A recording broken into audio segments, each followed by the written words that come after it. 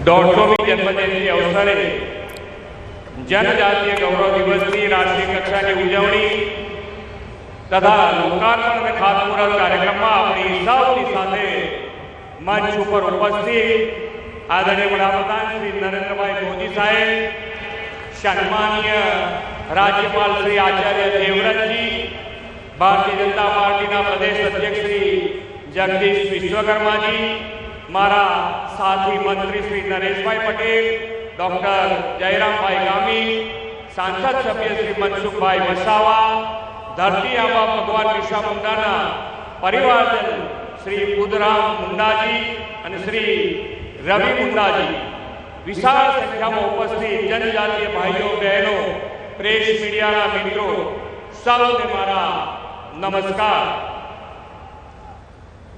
ધરતી આબા ભગવાન બિરસા મુંડાજીની 150મી જન્મજયંતિ અવસરે ડેડિયાપાડાની ધરતી પર જનજાતીય ગૌરવ દિવસની રાષ્ટ્રીય કક્ષાની ઉજવણીમાં પધારેલા 140 કરોડ ભારતવાસીઓના લોકનાયક, વિશ્વ નેતા વડાપ્રધાન શ્રી નરેન્દ્રભાઈ મોદી સાહેબનું હૃદયપૂર્વક સ્વાગત કરું છું.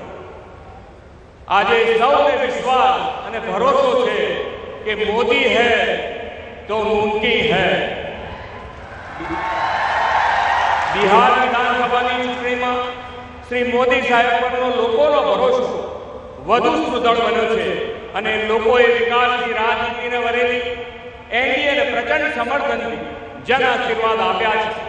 આ ભવ્ય વિજય માટે સમગ્ર ગુજરાત વતી શ્રી મોદી સાહેબને ખૂબ ખૂબ અભિનંદન પાઠવું છું. આપણે આઝાદી અપાવવામાં મોટું યોગદાન આપનાર જનજાતીયના આરાધ્ય ભગવાન બિરસા મુંડા અને અનેક જનજાતીય વીર શહીદોના ભવ્ય ઇતિહાસ આઝાદી પછી દાયકાઓ સુધી ઉપેક્ષિત હતો. શ્રી મોદી સાહેબે આ બિરલાઓને સન્માન આપીને ભવ્ય ઇતિહાસને પુનર્જીવિત કરીને લોકો સમક્ષ મૂક્યો અને વિકાસની વિરાસતની સાકાર કર્યું છે.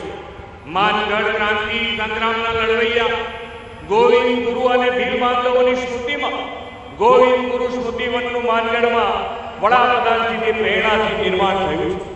અંગ્રેજોના દમનનો ભોગ બનેલા 1200 જનજાતિ બંધુઓનું સ્મારક પણ સાબરકાંઠાના પાર લડવામાં તેમણે ઊભું કરાવીને અમર શહીદોનો ઇતિહાસ લોકો સામે મૂક્યો છે. આદરણીય વડાપ્રધાન શ્રી આવી ભવ્ય વિરાસત સાચવીને બેઠેલા જનજાતીય સમાજને વિકાસની મુખ્ય ધારામાં લાવવા માટે પણ અનેક સફળ આયામો પાર પાડ્યા છે. ઉમરગામથી અંબાજી સુધીના કાયમી જનજાતીય પટ્ટાના સર્વગ્રાહી વિકાસ માટે શ્રી મોદી સાહેબે વનબંધુ કલ્યાણ યોજના શરૂ કરાવી હતી. વડાપ્રધાનશ્રીએ જનજાતિના ભગવાન અને સ્વાતંત્ર્ય સેનાની ધરતી આબા ભગવાન બિરસા મુંડાજીની જન્મજયંતિ 15 નવેમ્બરે દેશમાં જનજાતીય ગૌરવ દિવસ તરીકે ઉજવવાની પરંપરા પણ ઊભી કરી છે. દેશની આઝાદી પછી દશકો સુધી કલ્યાણ યોજનાઓનો પૂરતો લાભ ન મેળવી શકેલી જનજાતિઓ માટે વડાપ્રધાનશ્રીએ અનેક કલ્યાણ યોજનાઓ શરૂ કરાવી છે.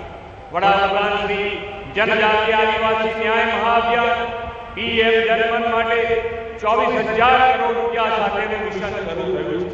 ગુજરાતે વડાપ્રધાનશ્રીની દરેક યોજનાના અમલમાં અગ્રેસર રહેવાની મળેલી સિદ્ધિને આ PM જનમનમાં પણ જાળવી રાખી છે.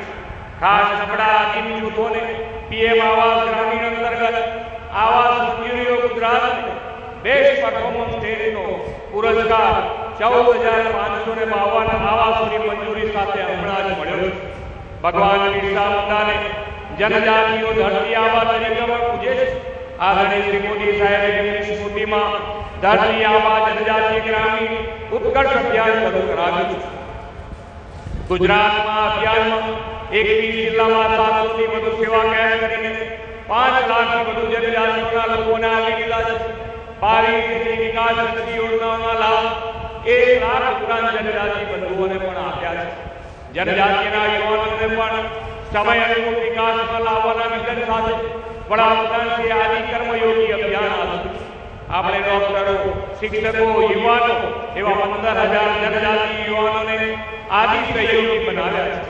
जनजातीय विस्तार में एक समय સાયન્સ સ્કૂલો આજે વડાપ્રધાનશ્રીના દિશા દર્શનમાં જનજાતીય વિસ્તારમાં 12 સાયન્સ કોલેજ, 2 યુનિવર્સિટી અને 11 મેડિકલ કોલેજ થવાના લીધે જનજાતીય પરિવારના સંતાનો ડોક્ટર અને એન્જિનિયર બનતા થયા છે.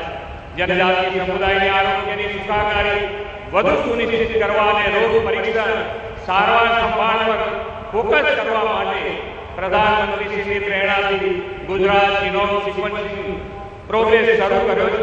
દેશનું પ્રથમ રાજ્ય ગુજરાત બન્યું છે. આવનારી પેઢીઓ સુધી જનજાતીય સંસ્કૃતિ, તેનો ભવ્ય ઇતિહાસ અને જનજાતિઓના ત્યાગ, તપસ્યા, બલિદાનની ગાથા સચવાઈ રહે તેવી વડાપ્રધાનશ્રીની નેમ છે.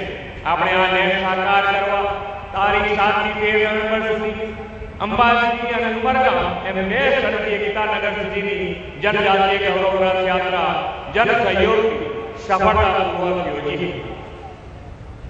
આ યાત્રા દરમિયાન ગામોગામ નગરોમાં ભગવાન બિરસા મુંડાના જીવન દર્શન પર નાટકો, પરિસંવાદો, વિવિધ સ્પર્ધાઓ તથા સામૂહિક સફાઈ, સેવા સેતુ, વૃક્ષારોપણ જેવા અનેક કલ્યાણ કાર્યક્રમોમાં દરેક લોકોએ ભાગ લીધો છે. એટલું જ નહીં, રાજ્યના બિન જનજાતીય જિલ્લાઓમાં પણ તારીખ 13 થી 15 નવેમ્બર દરમિયાન સેવા સેતુ, આરોગ્ય શિબિર, સફાઈ અભિયાન અને વિવિધ સ્પર્ધાઓ યોજવામાં આવી છે. ભગવાન બિરસા મુંડાએ જનજાતિઓમાં સ્વદેશી ભાન જગાવવા અબુઆ દિશુમ અબુઆ રાતનો મંત્ર આઝાદી સંગ્રામમાં આપ્યો. વડાપ્રધાન શ્રી નરેન્દ્રભાઈ મોદીએ આઝાદીની શતાબ્દીએ વિકસિત ભારત 2047 માટે આપેલા સંકલ્પને જનજાતીય સમુદાયના સર્વાંગી વિકાસથી સમૃદ્ધ અને વિકસિત ભારતના નિર્માણથી સાકાર કરીએ.